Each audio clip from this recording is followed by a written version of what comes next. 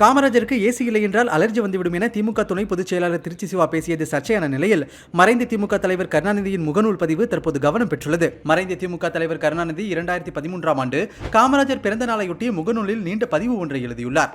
அதில் தன்னிடம் காமராஜரின் செயலாளர்கள் பெருந்தலைவர் ஏசி இல்லாமல் உறங்க முடியாது, அப்படிப்பட்ட உடல்நிலை அவருக்கு உள்ளது, எனவே அரசு விடுதிகளில் ஏசி ஏற்பாடு செய்து கொடுங்கள் என கேட்டுக்கொண்டதாக அந்த பதிவில் குறிப்பிட்டுள்ளார்.